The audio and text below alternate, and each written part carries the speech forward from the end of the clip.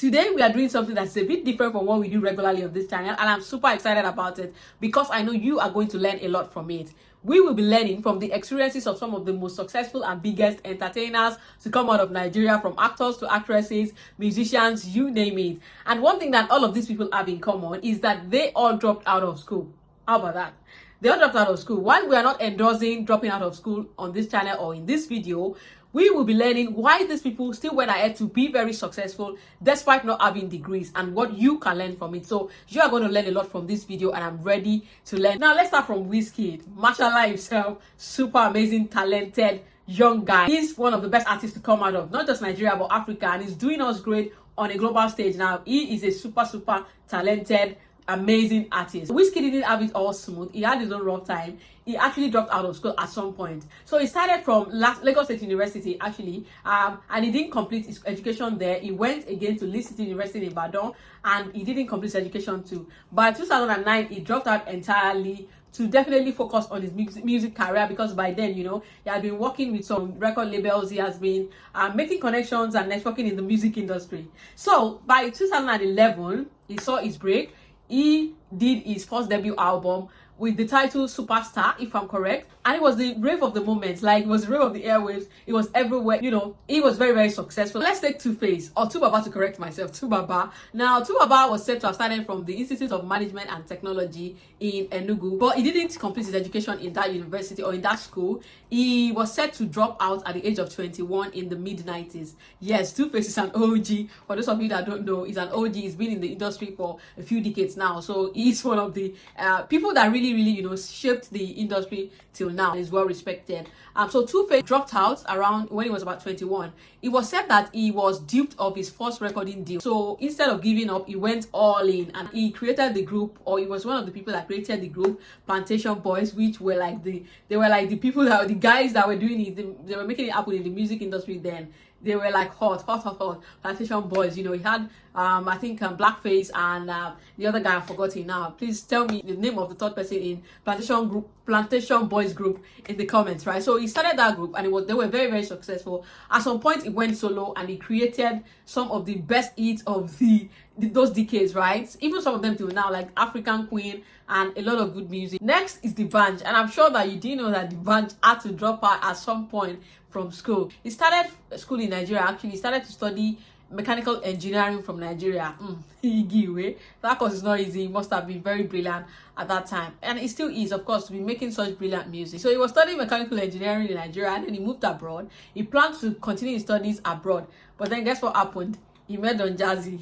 Don Jazzy was already like into music and all, and things changed from there. He went into his music, you know, heads on, and he had to still say, okay, education can cool down first. Let's face this music. And he dropped out in around early 20s. Early 2000s.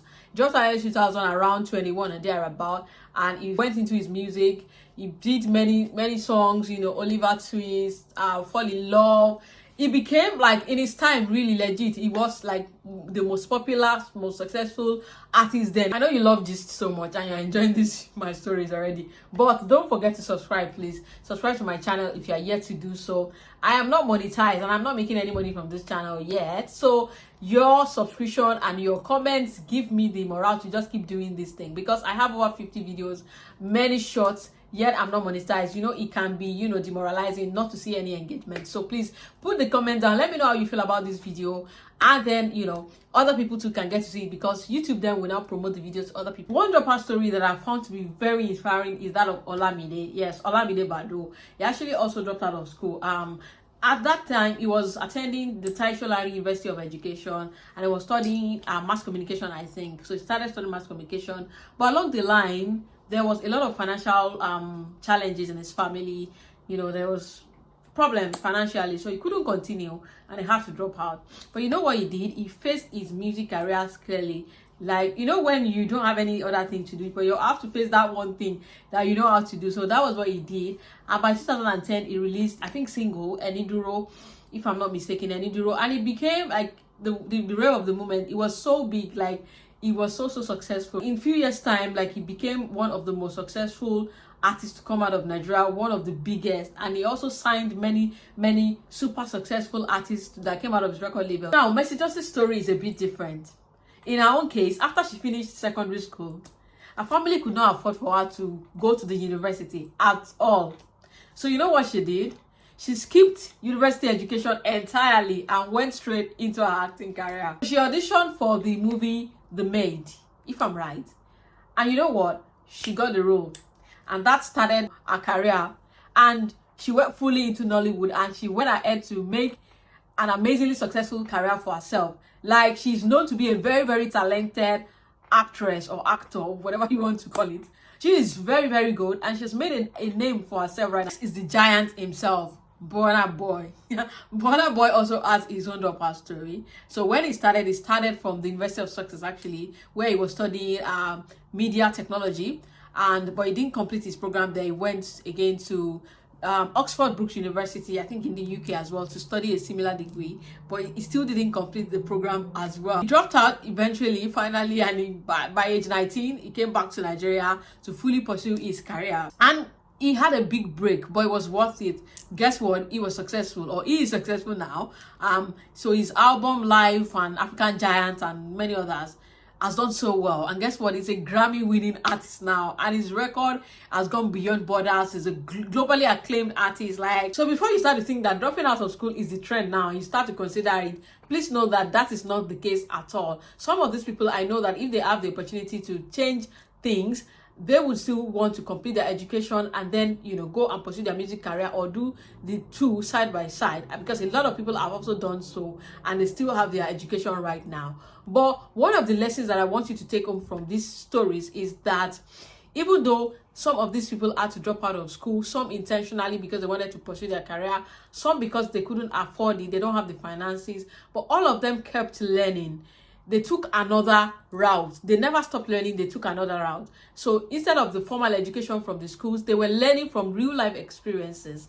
And again, passion is not enough. All of them had a passion, but they went on to develop their talent, and they keep learning, and they kept learning, and they kept putting in their efforts just to be who they are today. So my question to you is, how well are you learning? Do you just depend on your degree to give you the education that you need? No, education does not stop at your school walls. You have to learn. You have to read outside your course of study. You have to learn from people, from the world around you. You learn from other people's experiences, and learning is also lifelong. So you have to develop the habit of continuing to learn, and also learn from just other things outside education, and also be street smart. That's how you can be successful like these people. Second lesson I want you to take home from these stories is that education still matters. Many of these artists or entertainers and celebrities now are investing in education. Interestingly, one way or the other, they're either investing in themselves or in their families, in their children or others. So that shows you that the message here is not to drop out and succeed, but to keep learning. And finally, life doesn't always go as planned, but you can always write a new script. So if you are in school, take it seriously.